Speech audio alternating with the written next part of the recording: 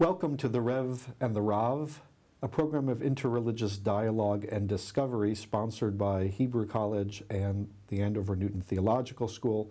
My name is Rabbi Danny Lehmann, president of Hebrew College. And my name is Nick Carter, president of Andover Newton. This session we're going to focus on the occasion of Barack Obama's second inauguration, and of course that occurred on the celebration of Martin Luther King Jr.'s great birthday. The focus of this session is going to be on King's I Have a Dream speech, which took place 50 years ago this coming August, and the special prayer service that is taking place in the aftermath of the inauguration at the National Cathedral. So I'd like to begin by looking at Martin Luther King Jr.'s I Have a Dream speech. At the very end of the speech, he has a vision for America that focuses on interfaith relations. And it reads, and when this happens, when we allow freedom ring, when we let it ring from every village and every hamlet, from every state and every city, we will be able to speed up that day when all of God's children, black men and white men, Jews and Gentiles, Protestants and Catholics, will be able to join hands and sing in the words of the old Negro spiritual, free at last, thank God Almighty, we are free at last. And I've always been struck by the pairs that King brings to this very last part of his speech. Black men and white men, Jews and Gentiles, Protestants and Catholics. And that he ends this great speech with a call to America as an interfaith culture. And I was wondering, Nick, your thoughts about those categories in which the racial divisions of black and white are mixed with these religious differences and King's vision for this interfaith community. It's a fascinating question, Danny. It's clear to me that King is trying to cast a broad net, that he's trying to be as inclusive as he can in categories that were available to him. But it still provides an interesting set of questions for us about how he framed the categories. Blacks and whites, clearly there's a vision for an integrated society, something that he is most well known for. But then he introduces Jews and Gentiles. And of all the sort of religious connotations and cultural connotations, it's interesting that he does that and then goes to Protestants and Catholics. It sets up several questions for us. One is why Jews and Gentiles? Why using those terms? I suspect that what he's doing is taking a Pauline approach here, that Paul argued for the inclusion of Gentiles in the vision of the emerging church. And so it's in King's mind, I think theologically, he's pitching to a broader vision. Right, and it's interesting. It seems that King would identify with the first in each category, because certainly it's black men and white men, so the first. Right. Then you have Jews and Gentiles, and then you have Protestants and Catholics. So I've always wondered whether, in that Pauline perspective, whether King would view himself in the category of the Jews and the Gentiles being those who maybe are not a part of this covenant that comes out of that Old Testament tradition. Well, it's a very interesting issue, because when you look at it, King certainly saw himself in the line of the prophets and consistently drew inspiration from the prophets, reference from the prophets, and of course the largest reference in his I Have a Dream speech is from Isaiah. And certainly amongst the blacks and amongst the Protestants. I'm not sure, maybe it was an unconscious thing on his part. Right. I don't think a conscious thing. Right, and it's interesting that there's no reference made to the Muslim community, despite the fact that there was a significant black Muslim community, and in some ways he was struggling with how to relate to and include the black Muslim community in his movement. Sure. And I think he's probably pushing that down into the category of African Americans. Mm-hmm.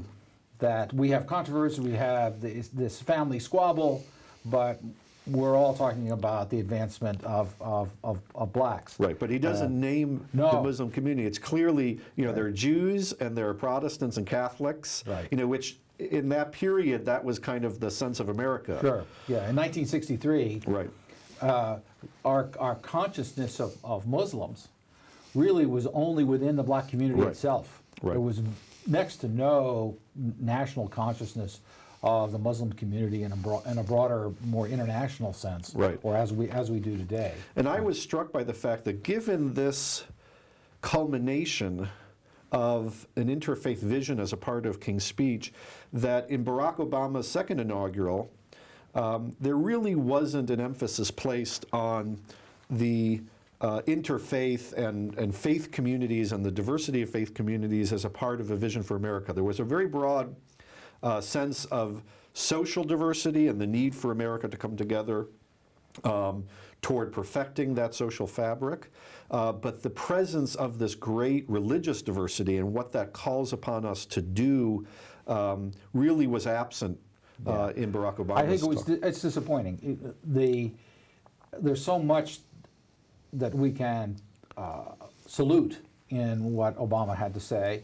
He did mention and take on the absolutism, but I think his reference was largely in Congress itself right. and the Tea Party and those sorts of things, not religious absolutism, even though there are echoes of that in the Tea Party and those sorts of things.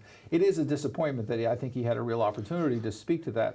Of course, presidential speeches these days are hardly things that are done by yourself as right. president. No, for sure. That all of your departments want to have their phrases in it, and all the lobbyists want to have their phrases right.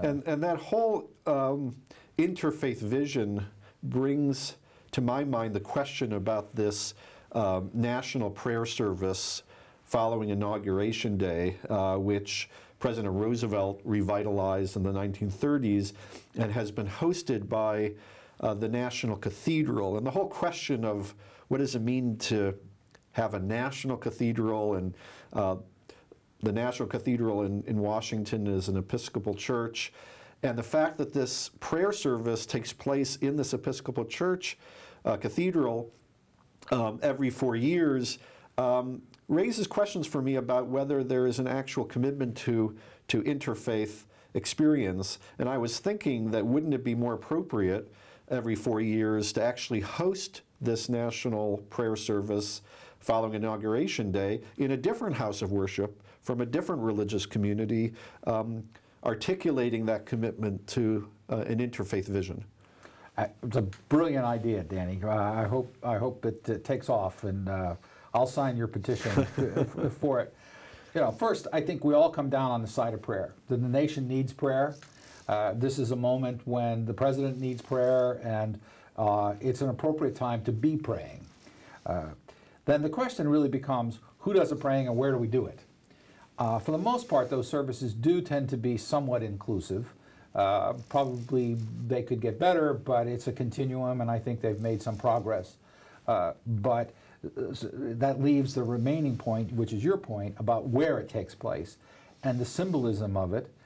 And the National Cathedral's claim to be national and to have it be a cathedral in an increasingly pluralistic society becomes something, the church itself becomes an anachronistic right. symbol.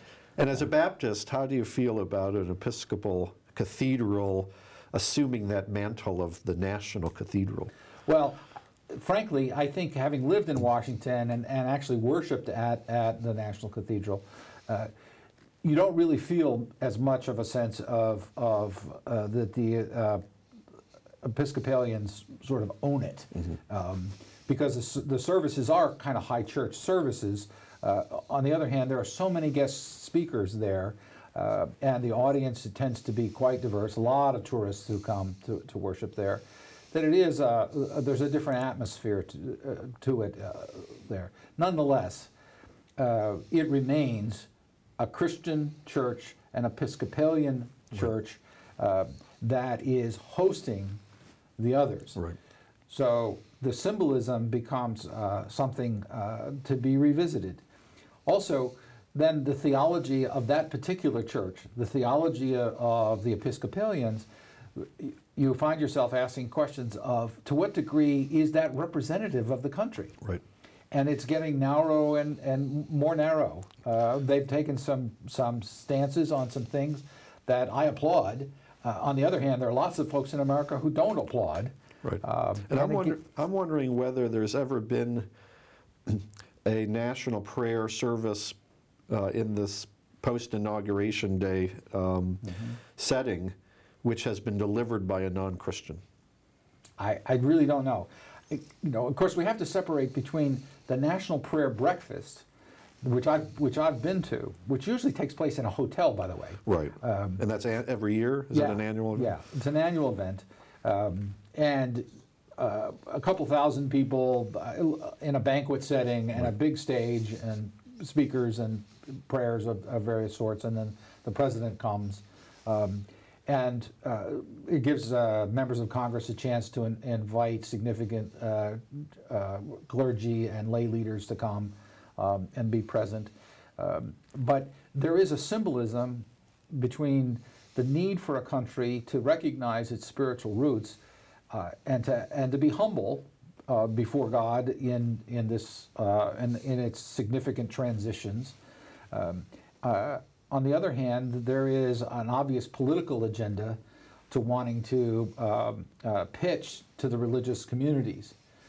For those who are not religious, for those who are atheists and others who take issue with religious expression in political settings, it's an issue too. I don't go there. I'm personally fine with the prayer breakfast and the prayer service. I think that's fine, but it does need to be far more inclusive than it has been. Yeah. Well, I think the overlap of President Obama's second inauguration and the celebration of Martin Luther King Jr.'s birthday was a very, very moving and special occasion. And certainly this whole question of the vision for America and specifically the interfaith aspect of that vision is something that we will continue to discuss and think about.